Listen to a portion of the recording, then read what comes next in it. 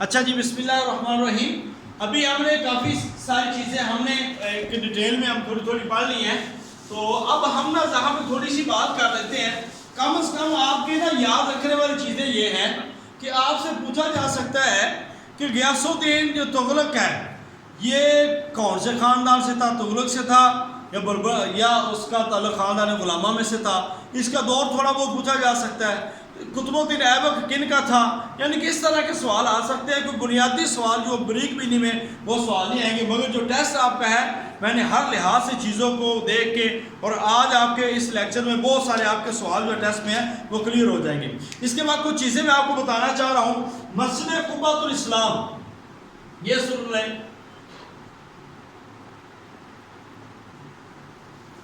اچھا جی، مسجد قبۃ الاسلام ہے، یہ مسجد دہلی کی اولین مسجد ہے۔ دہلی کو سلطنت کے پایہ تخت ہونے کی بنا پر قبۃ الاسلام کہتے ہیں، یعنی کہ دہلی کے اندر جو اسلام کی پہلی سلطنت قائم ہوئی ہے اس کی تکمیل ہونے پر قبۃ الاسلام کا، اسی مناسبت سے اس مسجد کا نام بھی کیا رکھا گیا ہے؟ قبۃ الاسلام۔ یہ مسجد ہندوستان کی قدیم ترین مسجد ہے اور دہلی میں قطب مینار کے قریب واقع ہے۔ اس مسجد میں ستون موجود ہے، چھت پر گنبد معمولی ہے۔ بغیر اس مسجد کے ستونوں پر اب بھی ہندوؤں مورتیوں کے نیم اور شکستہ آثار دکھائی دیتے ہیں۔ اس طرح قطب مینار، یہ سوال پیپر میں آ جاتے ہیں۔ قطب مینار، یہ مینار مسجد قبۃ الاسلام کے بالکل قریب واقع ہے اور اسے تعمیر کیا تھا قطب الدین ایبک نے۔ قطب الدین ایبک نے اسے تعمیر کیا تھا، شروع کیا تھا، مگر ان کی وفات کے بعد ان کے آگے التمش نے اس کو مکمل کیا۔ یہ مینار مخروطی شکل کا ہے، اس کی اونچائی 242 فٹ ہے اور اس وقت اس کی 5 منزلیں موجود ہے، اور آخری منزل جو چھتری نما تھی اس پہ بجلی گرنے کی وجہ سے وہ تباہ ہو گئی ہے۔ یہ آپ نے یاد رکھنا ہے۔ تیسرا نام آتا ہے اڑائی دن کا جھونپڑا، اجمیر کی مسجد۔ اڑائی دن کا جھونپڑا، اچھا اس کو کہتے ہیں اجمیر کی مسجد۔ یہ سننے والی چیزیں ہیں نہیں۔ سلطان قطب الدین ایبک کے زمانے میں اجمیر میں ایک مسجد تعمیر کی گئی تھی اور اس مسجد کا نمونہ جامع مسجد دہلی قبۃ الاسلام کی مانند پہ تھا۔ مسجد اڑائی دن کا جھونپڑا کہلاتی ہے۔ اس مسجد کی گنبد ستون نہایت متناسب اور خوبصورت ہے۔ صحن کے آگے 7 محرابیں ہیں، ہر محراب کے رائش کے نمونہ مختلف ہے۔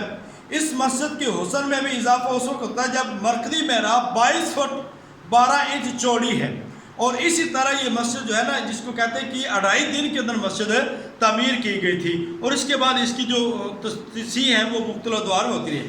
مقبرہ التمش،